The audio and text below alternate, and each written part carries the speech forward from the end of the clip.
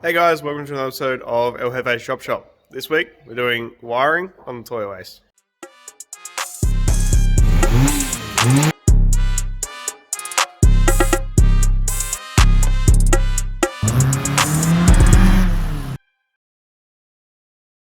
So in the last episode you would have seen that we got the engine fired up. If you haven't seen that, go and watch it. It was a good laugh. I had a lot of fun with that. So since then I have made this little plate. So all of the wiring for the truck originally bolted to this plate here, which goes inside the door. So I've just put some switches on there and battery kill switch and the fuse box, which came with the wiring from O'Neill Fabrication. So that's pretty much done. I'm just going to get power to and from the isolator and we're good to go. So that's number one. I need to make that fit in there. Alright, so that was immediately a lie. Job number one is to take the headers and the cats off so I can let the cab down so I can actually get into the cab. So I'll take these headers off, let the cab down, and then mount that fuse box. Alright, so the cab's back down, and job number two was take the door off because apparently all of the bolts in here are all snapped or, tight and rusty and gross. So probably going to have to get in here and drill half of them out, which I'm really not excited about. But I've taken the bottom hinge out so that we can get access to this bolt here, which is snapped. So this is where the fuse box goes, or the fuse block thing. So 3 of the holes are good, but that one over there needs to be drilled or put a nut on the back of it. So we'll do that now. Alright, so drilled a few holes and moved the 2 hinges out the way. So now we have fuse box and switches and an isolator. So I'm just going to put the door hinges back on and just make sure that they clear when the door's shut and open, and then go from there. Alright, so the door hinges do fit with the fuse box where it is. So next up is the pedal. So this one I got from Lee when I bought the TR6060 setup. So the one that came with the engine actually had broken mounts on the top. So this is really handy. So thanks, Lee. So what I'm going to do is the headlight is right where you want your foot. So this is going to mount pretty much like that. So I'm going to get a piece of angle line and then notch it out to suit here. And then the other half will go down here and bolt on or weld on. So I'm just going to play with this for a bit and I'll update you when I have something useful. Alright, so I've got a throttle pedal bracket made up. So this just goes on like that, and the holes in the middle are for the little pins, so like that one. So that goes on there. And I've cut out the relief on the side because that is the maximum clearance we have for the pedal. And then the headlight and the bracket go together, something like that. So I'm just going to get in the car and get it all mocked up before I tack it together, just to make sure everything's square and straight. Alright, so the pedal is mounted to, or just tacked to the back of the headlight bucket. Brackets on, bolted to the bracket. And we can get full articulation. So it's not the best spot for a pedal, but it's pretty much the only spot for a pedal. So this is about where it's going to be because there's nowhere else for it. So steering will go through here and point at the box here.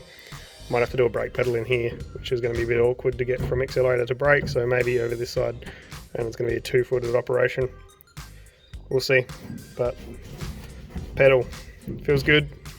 So once that's all welded and bolted on properly, it'll feel nice and sturdy. So on to the next thing.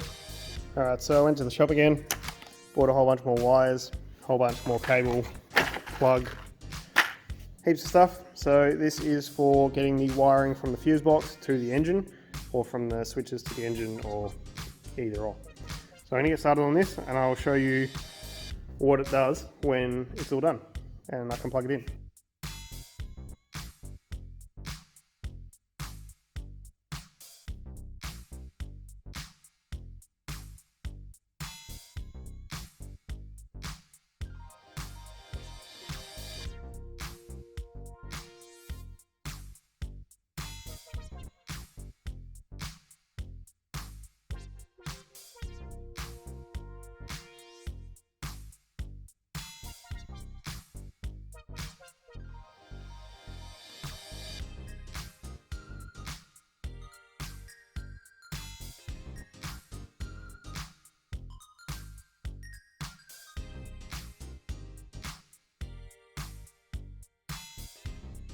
Alright, so here is my extension loom. So this end plugs into the fuse box, runs down the 6 black wires, which is going to be really fun for diagnosing if I ever need to, and then this end plugs into the engine. So that's it. So I'll show you how to test this. Make sure you've got all the wires in the right spots on the plug, and then I'll wrap it up and make it look nice. Alright, so I've made a bit of a mistake here. I am a bit simple sometimes. So this plug, although it looks like this plug, the locating grooves are actually on the bottom versus the top. So I'm going to have to take this plug off and replace it with this one, then make the extension and then put this end on the other end of the extension so it plugs into the engine. So I'm just going to have to re-pin this and re-pin one of these, and then we'll be back to where I was.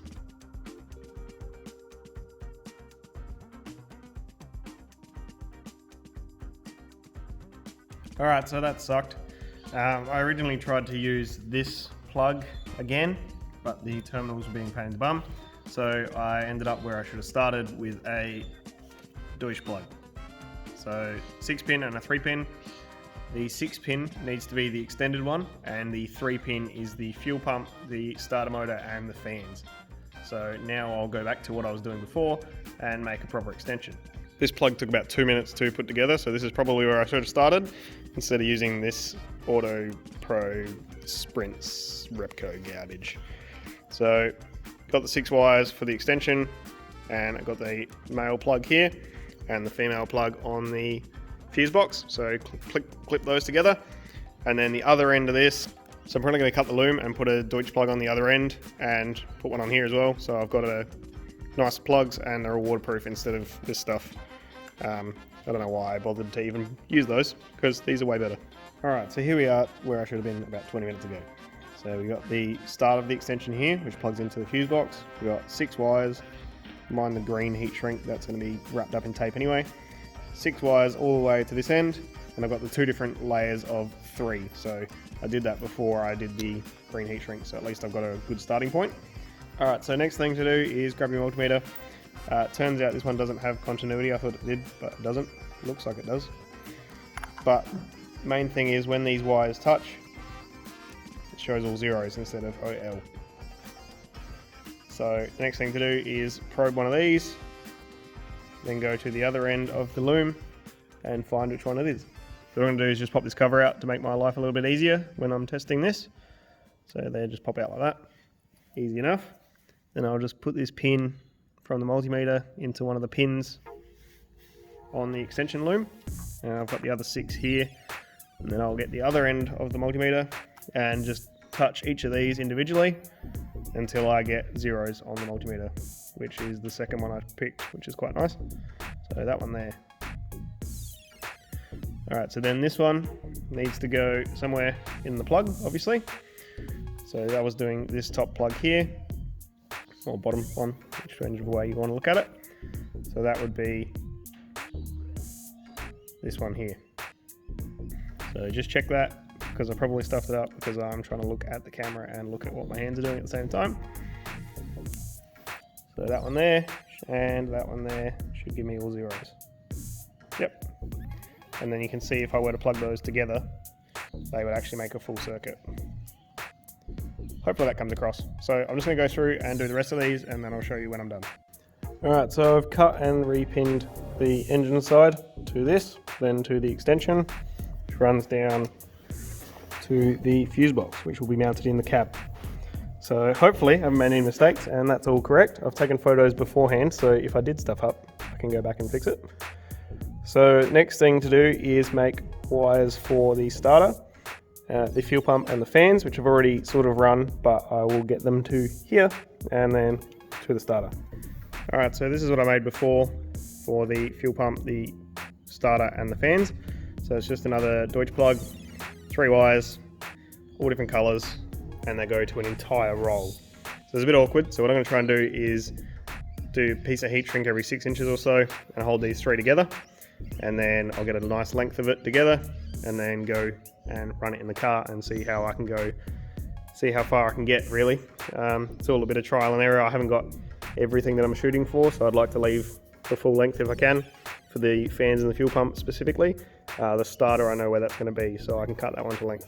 So I'll get these to the starter, is pretty much what I'm trying to say.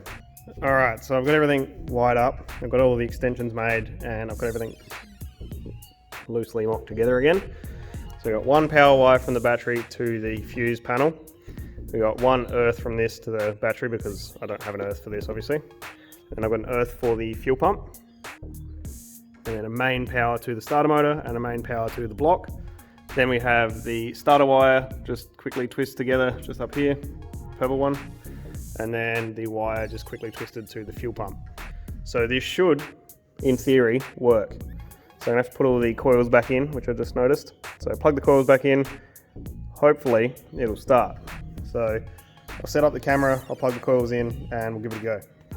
All right, so everything's plugged in. So if this even cranks, or if the fuel pump primes and the motor cranks, I'm calling this a win, but hopefully it'll start as well. I'm not 100% sure if it'll start without the O2 sensors. So key in, easy, power. That's accessories, which the fuel pump turned on obviously. This is the starter button. Awesome. So I don't think it'll start because the headers aren't plugged in. But other than that, it should run. So nothing caught on fire, which is great. So that means that I haven't got the wires around the wrong way.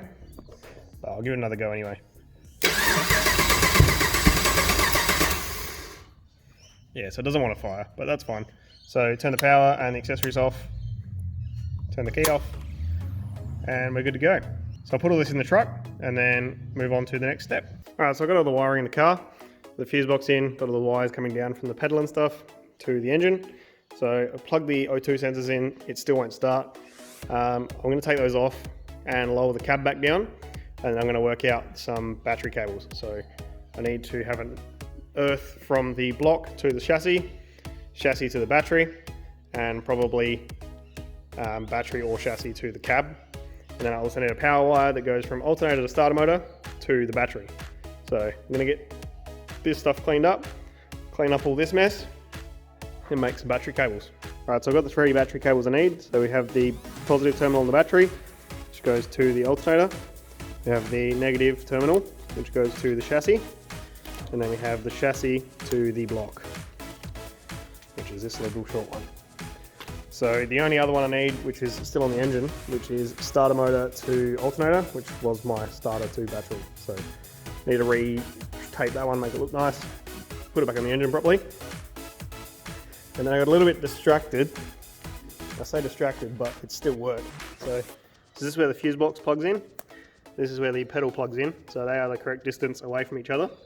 And then I wrapped the whole thing all the way up to here, which is where the fuse box plugs back into the loom, and where the pedal should plug into the loom, and where the starter motor plugs into the loom. So I've decided I'm going to cut all of these ones and put one plug on here. So I have a 6-pin plug and a 10-pin plug, and that'll make my life heaps easier. If I ever need to replace anything, there's that wire there that has 2 plugs on one end, 3 on the other end, and then this will be starter motor out, and then the back wiring and the pedal. So it should make life a little bit easier. So I'll chop this up and finish it off. Alright, so I've sorted out all the wiring now. That 10-pin plug I was talking about ended up being an 8, and then I had the fan and the fuel pump on a separate plug. So there's a 2-pin and an 8-pin, just in case I need to disconnect engine forwards or engine back. So that's pretty simple. So if you haven't worked it out, I'm actually keeping the engine loom and everything that makes the engine run separate to the body loom. So I'll do the body loom later once everything is running and driving. So in there is where the plugs are, but I'll be working on it tomorrow, so I'll show you then. So I've got to do a battery mount, got to do a ECU mount, and then bolt everything into its final places, work out where all the wires are going to go, and try and make it all look pretty. So this wire here comes from the isolator, so that needs to go to the battery. And I need to run another one from the other side of the isolator out here to a fuse box, which will be the body loom later. So stuff around with that later. Got a pedal mounted, can go full throttle, hooray. And might work on the steering column tomorrow, so I'll have steering and a pedal, which would be kind of cool. There's lots to do, I just don't know which way to go really. So that's it for now, and I'll update some more stuff tomorrow.